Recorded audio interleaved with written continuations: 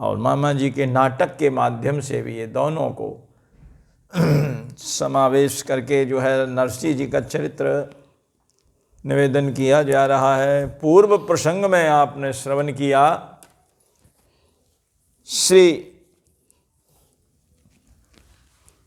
दीक्षित जी जो श्री मदन बड़नगर के श्री मदन राय जी के कुल पुरोहित थे, वो नरसिंह जी के बेटा के साथ वैवाहिक उनकी जो मदन राय जी की बेटी सुरसेना थी उनका वैवाहिक संबंध तय करके और वापस जब लौट करके आए बड़नगर तो उन्होंने सारी बात निवेदन करी। सुन करके मदन राय जी बड़े ही नाराज हुए और कहने लगे आपने तो मेरी बेटी को डुबा दिया, कहाँ सगाई करी आए, कैसे के साथ करी आए, वो तो मेरी हैसियत का नहीं है, मेरी बराबरी का नहीं है, इसलिए संबंध को वापिस करो। तब पुरोहित जी बोले मदन राज जी मैंने देखा भाली करने से पहले आपसे कहा था, सलाह ली थी, लेकिन आपने मेरी बात नहीं मानी। क्यों? मैंने आपसे पहले निवेदन कर दिया था कि आप भी इस संबंध को तय करने के लिए चलें, लेकिन आपने मेरी बात नहीं मानी। आपने कहा आपने देखा सो हमने देखा, आपने देखा भाली करी सो हमने कर ली। तब तो आप श्रद्धा और विश्वास की मूर्ति बन करके बैठ गए और अब मेरे ऊपर शंका कर रहे हो। मुझे तो पूर्ण विश्वास है कि मैं जो करके आया हूं ये वैवाहिक संबंध ये बड़ा ही अति उत्तम है। कैसे? बोले पंडित मैं हूं कोई आप हैं? मैंने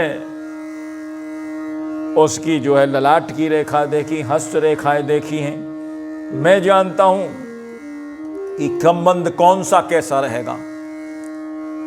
आप तो केवल धन संपत्ति के माध्यम से कह रहे हो, तो धन तो आना जाना है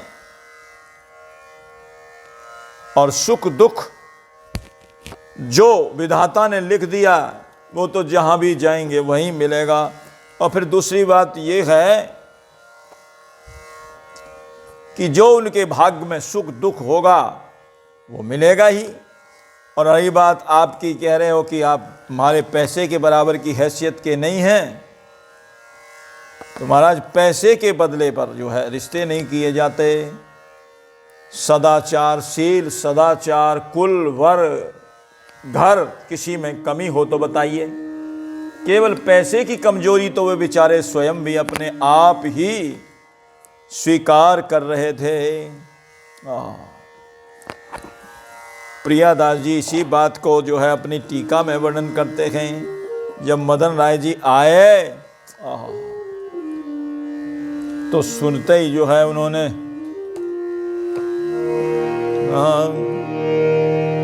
कि आप कैसे के यहां सगाई करी आए हैं? सुनत ही माथा फोर, सुनत ही माथा फोर, अरे कहे ताल कूटाव है, अरे बाल बोरी आए जावो फेर दुख छायो है। मेरी बेटी को आपने कहां धकेल दिया? वो तो ताल कूटा है, उसको तो व्यवहारिक ज्ञान ही नहीं है। ऐसे के यहां आपने सगाई कर दी, मेरी बेटी को डुबा दिया। और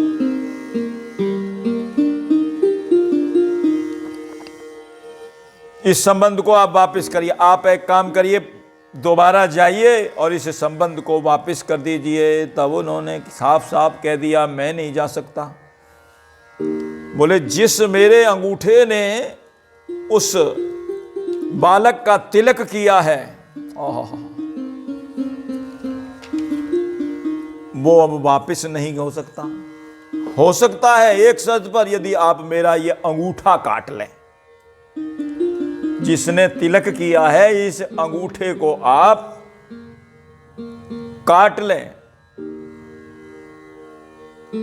यदि आप मुझे अपराधी समझ रहे हो तो इस अपराध के बदले में मेरा ये अंगूठा काट लो, जिसने तिलक किया है। क्या किया जाए महाराज? अभी जाय वापिस करूं, तिलक ब्याह को ठाट, जाने कियो विधान सब, ये ले ओ अंगूठा काट।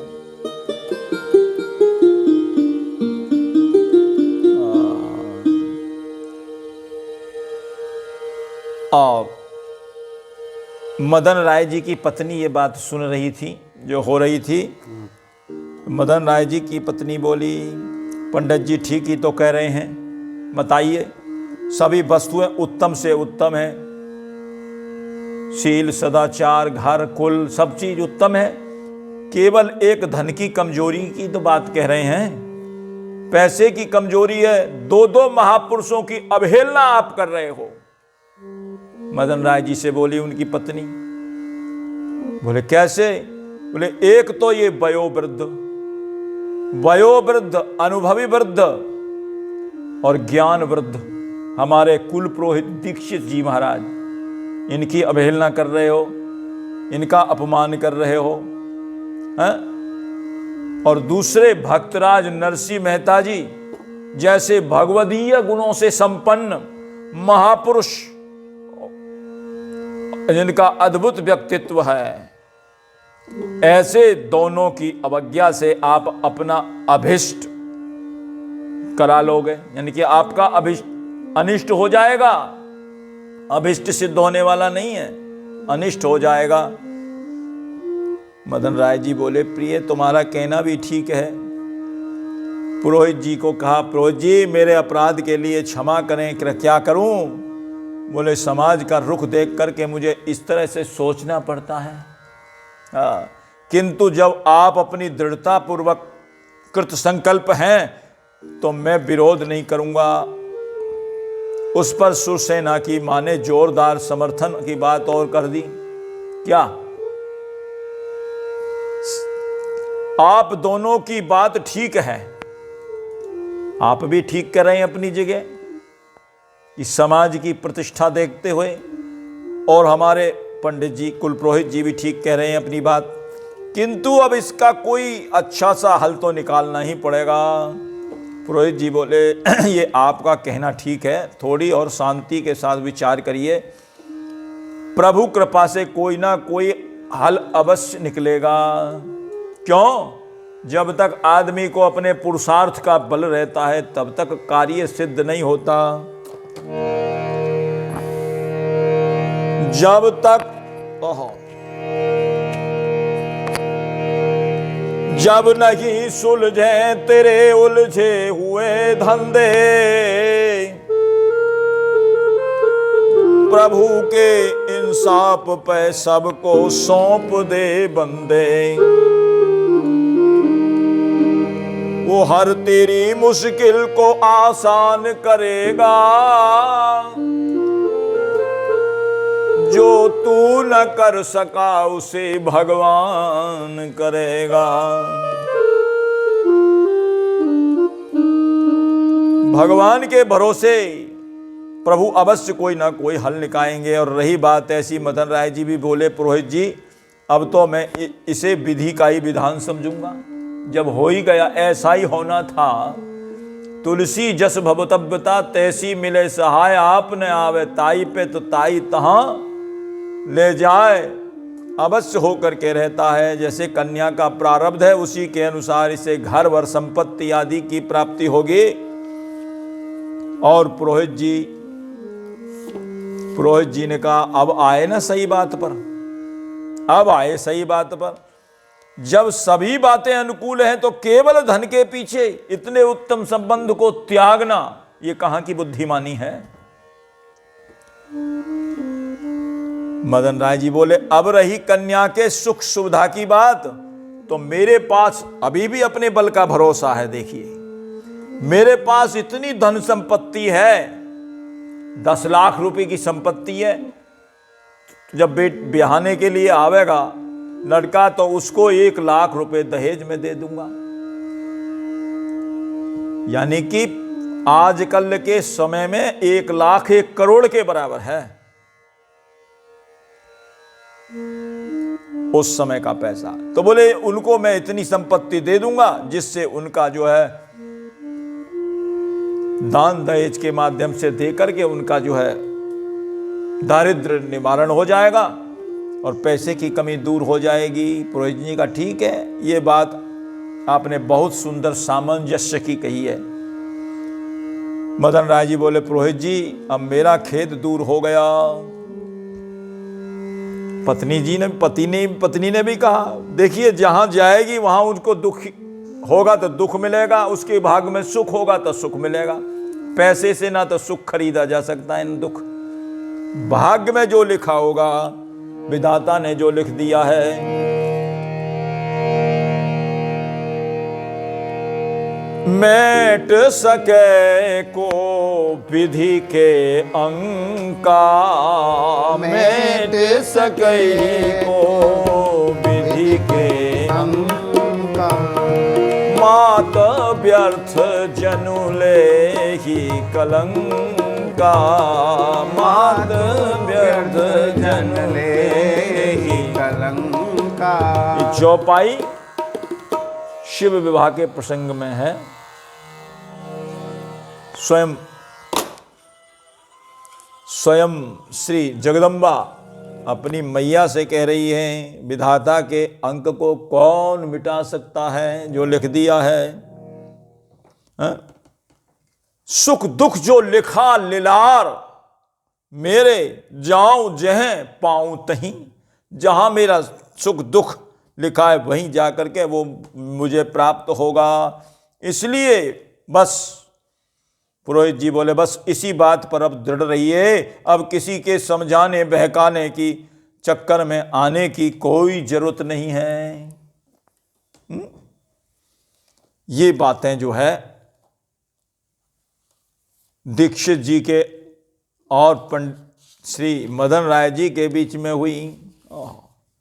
इसी बात को प्रियादास जी ने अपनी टीका में भी लिखा है, जो आपने अभी गद्य रूप में श्रवण करी। काट के अंगूठा डारो तब सो चारो बात,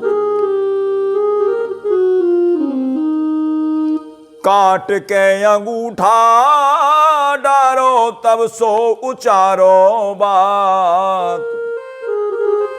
और मन में विचारो कियो तिलक बनाए के, जाने सुता भाग्य ऐसे रहे सोच पाग सब। आमे जब ब्याह वे को धन दे अघाए के, लगन हु लिख दियो दियो द्विजयान लियो। डारी राख्यो कहूँ गावे ताल ये बजाए के। रहे दिन 4 पै विचार नहीं नेक मन, तो आए कृष्ण रुक्मणी जू झूम मिले धाय के।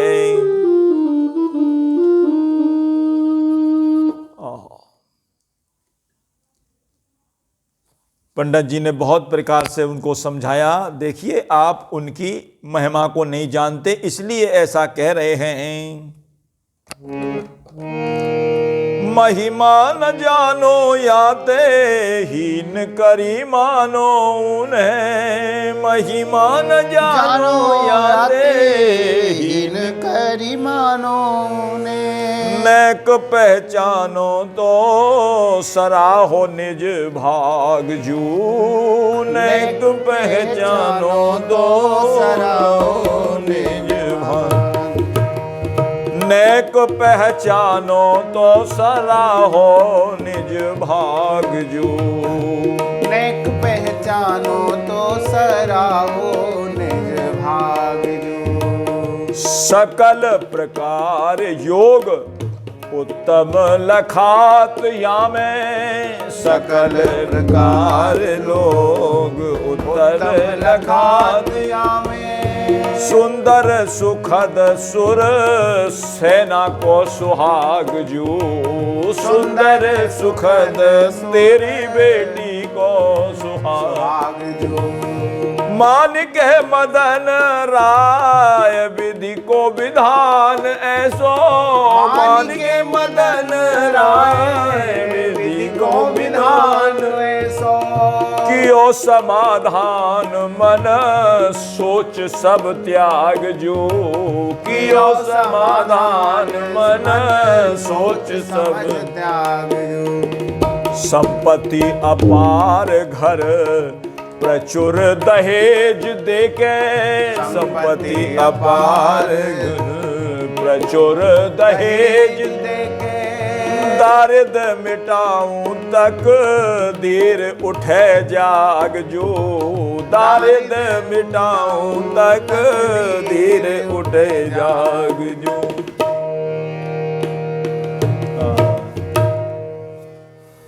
तो पंडित जी ने कहा तो जल्दी करो, शीघ्र ही अब लगन पत्रिका भेजिए। लगन की पत्रिका भेजी जाती है ना विवाह से पहले, लगन पत्री। कोई 5 दिन की, कोई 7 दिन की, कोई 3 दिन की। आजकल तो बहुत ही रिवाज कम है कि 1 दिन की। लिखी पत्रिका लगन की और 3 तुरंत पठाए। सहित समाज पधार के तो करहु कृतार्थ आए।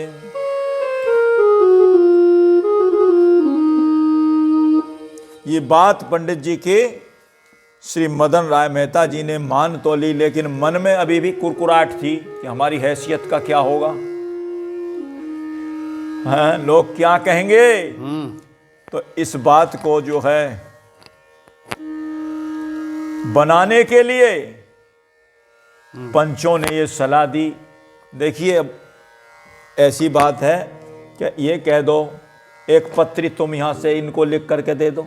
लगन पत्रिका के साथ एक पत्रिका तुम ये लिख करके दे दो कि अपने बेटे को ब्याहने के लिए आवें तो चतुरंगिनी सेना लेकर के आवें, जिसमें हाथी घोड़े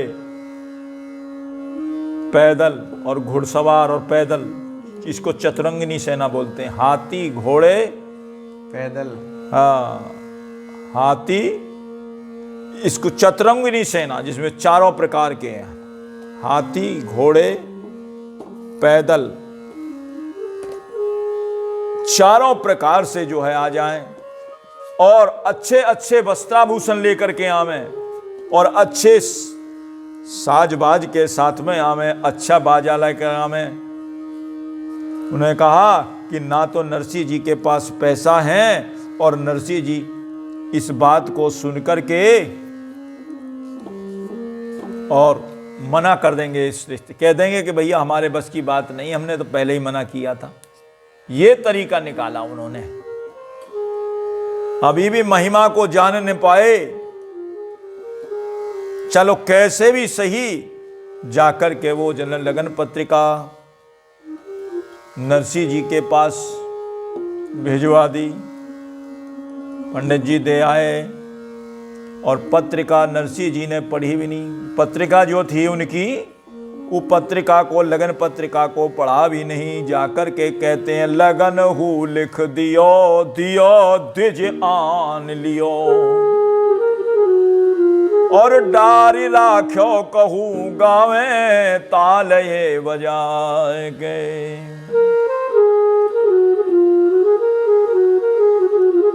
ठाकुर जी के आगे डाल दी और कह रहे ताल ये बजाए, तो अपने करताल बजाने में लग गए। ठाकुर जी को तू जाने, भगवान तेरी तू जाने, बस हमें नहीं पता। और जब केवल 4 दिन रह गए, ज्यादा समय नहीं था, 4 दिन रह गए, तब विचार किया क्या किया जाए। नरसिंह जी महाराज ने लिखी पत्रिका लगन की और दीनी तुरंत पठाए, सहित समाज पधार के तो करो कृतार्थ आए। अपने समाज गाज साजे बाजे के साथ में पधारो। और ठाकुर जी के पास पत्रिका जब आई तो नरसिंह जी ने ठाकुर जी के चरणों में डाल दी और आप निश्चिंत होकर के करताल बजाते रहे।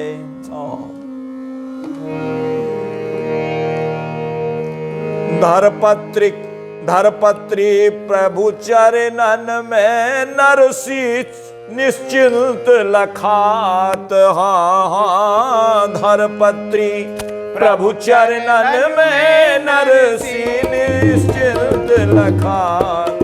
नरसिंह मेहता हरि के भगत अनोखे भय जगत विख्यात। नरसिंह मेहता हरि के भगत अनोखे भय जगत विख्यात। भय जगत विख्यात अनोखे भय जगत विख्यात। जगत विख्यात अनोखे भय जगत विख्यात। नरसिंह मेहता हरि के भगत अनोखे भय जगत विख्यात। नरसिंह मेहता हरि के भगत अनोखे जगत विख्यात। धीरे धीरे समाचार पूरे जो है नगर में फैल गया, जूनागढ़ में फैल गया। सब कहने लगे नागर ब्राह्मण, अरे कैसा जो है मति खराब हुई है मदन राय जी की, अपनी बेटी को किसके साथ संबंध करा रहे हैं। नागर विप्र करई सब हांसी, नागर विप्र करई सब हांसी। मदन राय की मत की मिनासी, मदन राय की मत की मिनासी। मदन राय की मत की मिनासी, मदन राय की मत की मिनासी। कियो संबंध बड़ो बेमेल, कियो संबंध बड़ो बेमेल।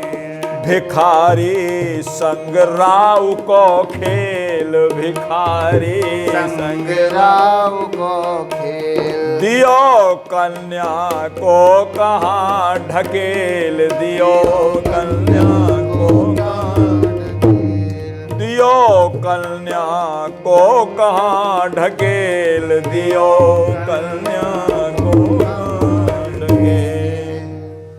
सब हंसी हो रही थी, अब क्या किया जाए। और नरसिंह जी को तो कोई चिंता नहीं, वो तो अपना एक तारा लेकर के और बैठ गए और पत्री भगवान के चरणों में डाल दी। अब क्या करें भैया।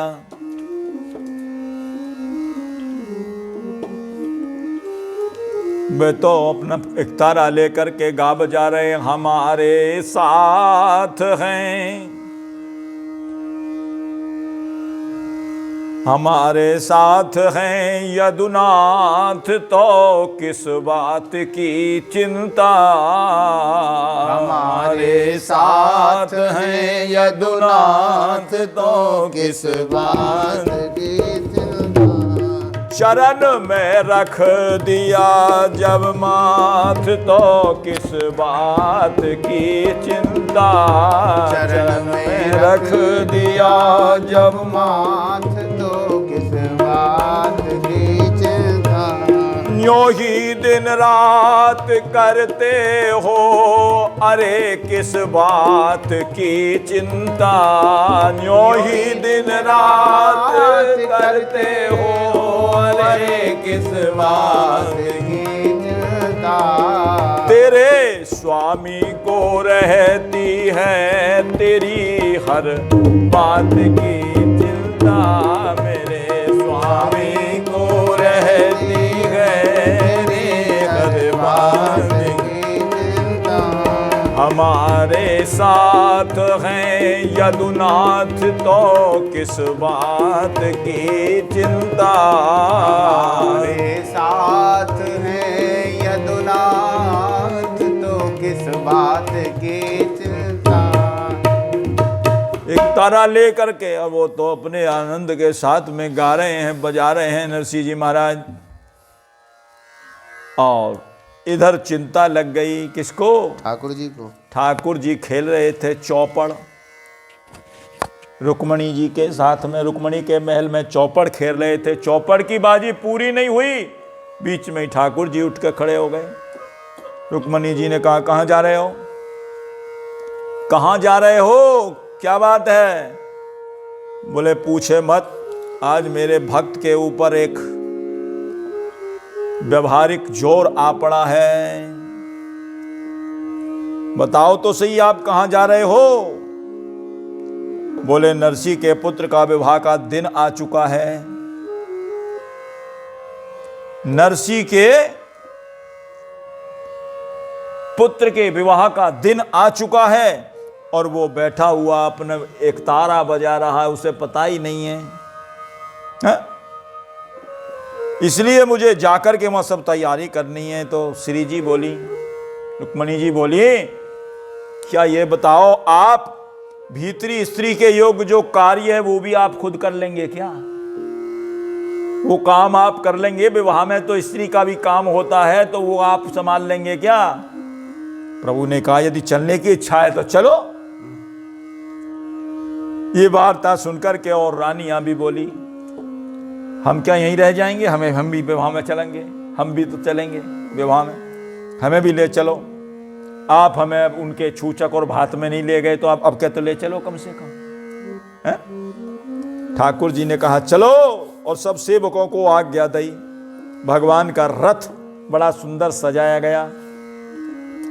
रुक्मणी बल्लभ दोनों, रुक्मणी जी और श्री ठाकुर जी दोनों विराजमान होकर के और जूनागढ़ की तरफ चल दिए। पूरे नगर में हल्ला मच गया, पूरे नगर में हल्ला मच गया। अरे वो सामलिया सेठ आ गया, सामलिया सेठ आ गया। जानते थे ना, पहले भात भरने के लिए आया, वो आ गया। अपनी अपनी भावना के अनुसार सबको दर्शन हो रहे हैं। जैसे कंस ने जो धनुष यज्ञ किया था, तो उसमें दर्शन हुए थे सबको, जिसकी जैसी भावना थी। किसी को राजा के रूप में, किसी को सेठ के रूप में, तो किसी को भगवान दिखाई दे रहे हैं। जिसकी जैसी भावना वैसा दर्शन। ऐसे ही रामावतार में जब धनुष यज्ञ हो रहा था, वहां भी जो है ऐसे ही राजाओं को अपनी अपनी भावना के अनुसार जो है राम जी दिखाई दिए। जाकी रही भावना जैसी, और प्रभु मूर्ति देखी तिन तैसी। ओह, चिंता हो गई। ठाकुर जी ने अपना बड़ा सुंदर रथ सजाया और चल दिए। श्याम सुंदर विचार कर रहे थे। सोचे उत श्याम जू समय नियर आयो, किंतु सोचे उत श्याम जू समय नियर आयो, किंतु नरसिंह निर्द्वंद लगे कीर्तन और ध्यान में। नरसिंह निर्द्वंद लगे कीर्तन और ध्यान में। रुक्मणी संग लेके आए प्रभु द्वार केश, रुक्मणी संग लेके आए प्रभु द्वार केश। परिकर समेत लगे ब्याह के विधान में, परिकर समेत लगे ब्याह के विधान। दूल्हा सिंगार बंधु बांधव जोनार गीत। दूल्हा सिंगार बंधु बांधव न्योनार करी। विवाह का विधान में क्या होता है? दूल्हे का श्रृंगार किया जाता है, बंधु बांधव बुलाए जाते हैं, जोनार होती है, गीत गाए जाते हैं, मंगल गीत होते हैं। तो ये सब कार्य करने में लग गए। उनके साथ में जो सेवक आए थे और उनकी रानी आई थी, सब लग गए। रुक्मणी जी समेत सब जगह जो है बड़ा सुंदर जो है, इसी बात को प्रियादास जी ने अपने टीका में वर्णन किया है।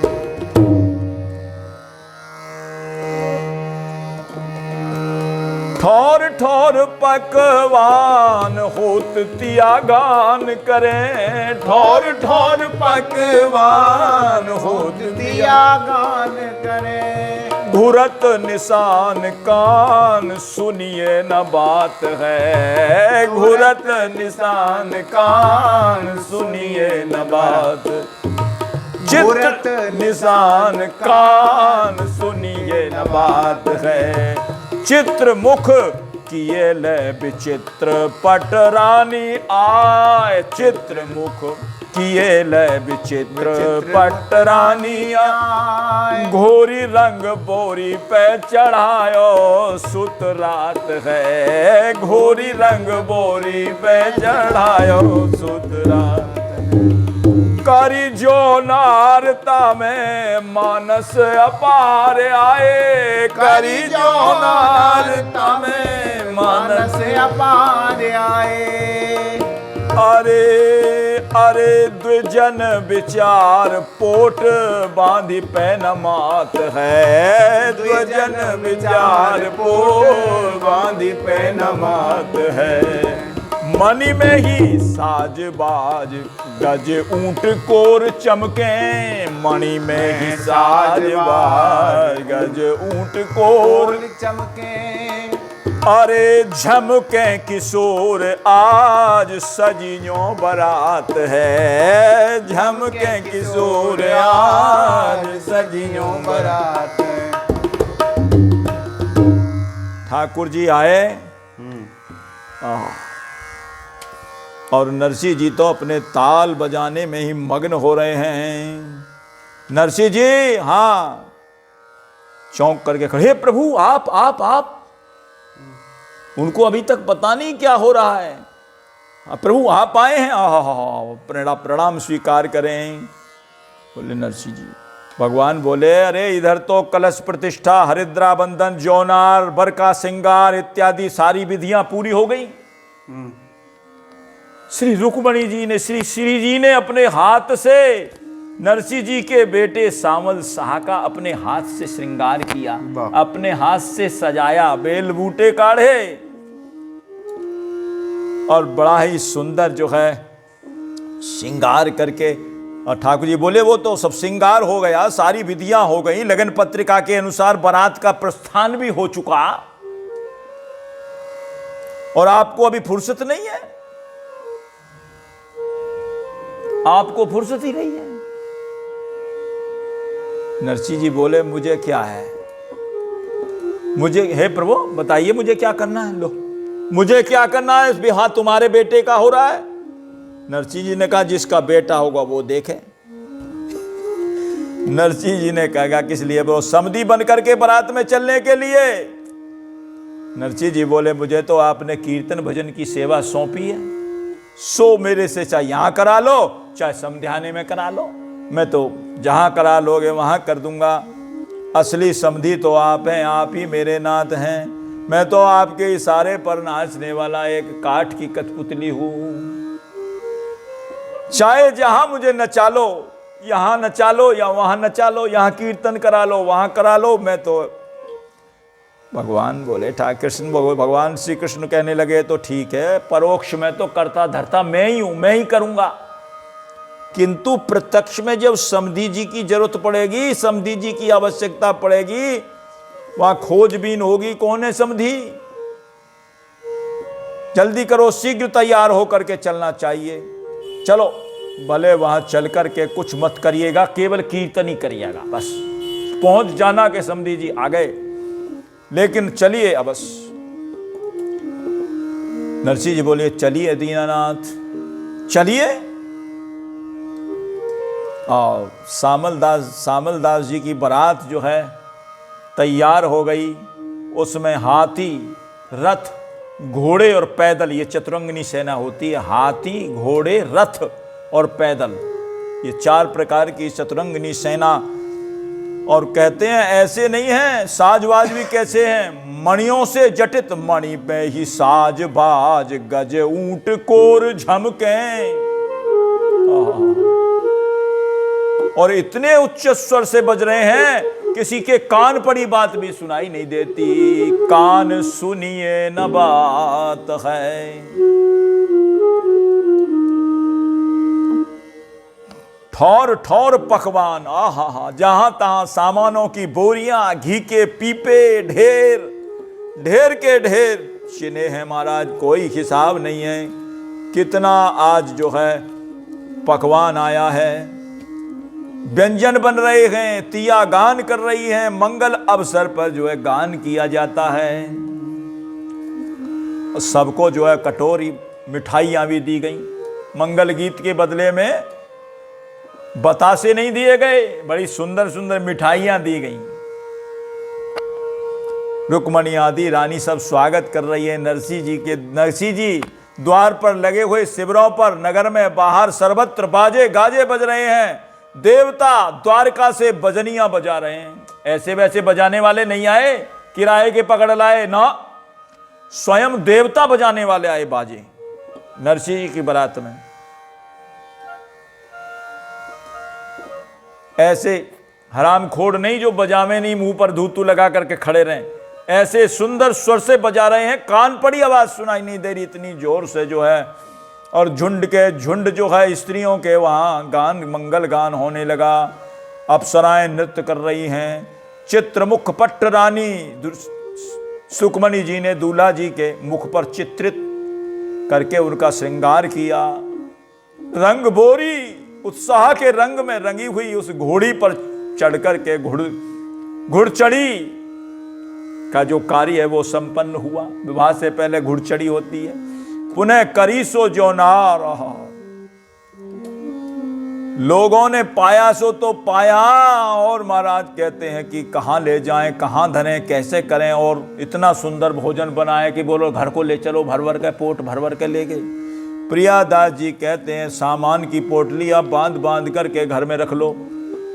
कहते हैं कितना रखेंगे, वहां तो कोई कमी नहीं है। कोई ऐसे भी कह रहे हैं सामान को बांध बांध करके ले चलने लगे सब लोग। उन्होंने कहा कि नरसिंह जी की बेइज्जती हो जाएगी, सामान नहीं बचेगा तो इसी बहाने से। लेकिन वहां तो जितना ले जाए उतना और बढ़ जाए महाराज। बांध बांध करके ढो ढो करके ले चले। द्विजन विचार पोट बांधी पैन मात है, फिर भी नरसिंह जी की हार नहीं हुई। बांध बांध करके लोग ले गए। हाथी, रथ, घोड़े, ऊंटों पर मूल्यवान झूले पड़ी हैं, मणियों की जड़ी हुई झूले पड़ी है। और नरसिंह जी जो है समधी बन करके और बारात ले करके चले गए हैं। बोलिए भक्त वत्सल भगवान की जय।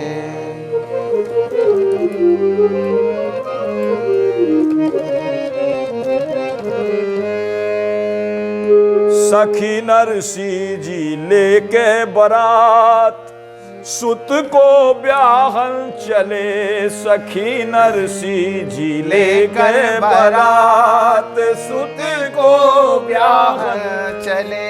सखी नरसिंह जी लेके बारात, सुत को ब्याहन चले। सखी नरसिंह जी लेकर बारात, सुत को ब्याहन चले। कर कर ताल एक तार बजावत, कर कर ताल एक तारा बजावत। कर कर ताल एक तारा बजावत। कर ताल एक तारा बजावत। अरे साधुन की संग में जमा सुत को ब्याहन चले। अरे साधुन की संग में जमात सुत को ब्याहन चले। सखी नरसी जी लेके बरात सुत को ब्याहन चले। सखी नरसी जी लेकर बारात सुत को ब्याहन चले। समधि के अस ठाट देख के समधि के ठाट देख के अरे सबको हंसत ठठा सुत को ब्याहन चले। अरे सबको हंसत ठठा सबको ब्याहन चले। सखी नरसी जी लेके बरात सुत को ब्याहन चले। सखी नरसी जी लेके बरात सुत को ब्याहन चले। नरसी जी के ठाट बाट को देख करके सब हंस रहे हैं, हंसी उड़ा रहे हैं। क्यों? 16 सूरदास जी साथ में हैं महाराज, वो तो उनके साथ में चलते ही चलते हैं। और नरसी जी अपना एक तारा लेकर के और कीर्तन गाते हुए जा रहे हैं, भगवान का नाम लेते हुए। उनको कोई परवाह नहीं, कोई हंसी उड़ाए तो उड़ाता रहे। हंसे जगत परवाह नहीं कुछ, हंसे जगत परवाह नहीं कुछ। हंसे जगत परवाह नहीं कुछ, हंसे जगत परवाह नहीं कुछ। अरे मारी प्रतिष्ठा पहला सुत को ब्याहन चले। अरे मारी प्रतिष्ठा पहला सुत को ब्याहन चले। सखी नरसी जी ले गए बरात सुत को ब्याहन चले। सखी नरसी जी लेके बारात सुत को ब्याहन चले। अस समधि कहूँ सुने न देखे, अस समधि कहूँ सुने न देखे। अरे कैसे? ये तो नेक नहीं सकुचा सुत को ब्याहन चले। ये तो नेक नहीं सकुचा सुत को ब्याहन चले। सखी नरसी जी ले गए बरात सुत को ब्याहन चले। नरसी जी लेके बारात सुत को ब्याहन चले। उत दीवान इत हरि के दीवाने, उत दीवाने और हरि के दीवाने। श्री मदन राय जी जिनकी बेटी सुरसेना है, वो दीवान पद पर प्रतिष्ठित हैं। और यहाँ ये हरि के दीवाने नरसिंह जी महाराज। उत दीवाने इत हरि के दीवाने, उत दीवाने हरि के दीवाने। समधि का मतलब है बराबर के होने चाहिए ना। वो दीवाने तो ये भी कम नहीं, ये दीवाने हैं। अरे वो तो दीवाने, ये तो हरि के दीवाने, वो तो दीवाने हरि के दीवाने। ये तो विधि ने बनाई बात सुत को ब्याहन चले। विधि ने बनाई बात सुत को ब्याहन चले। रंग भरी घोड़ी पे दुल्हा नाचे, रंग भरी घोड़ी पे राजे। अरे पान खात मुस्का सुत को ब्याहन चले। अरे पान खात मुस्का सुत को ब्याहन चले। सखी नरसी जी लेके बरात सुत को ब्याहन।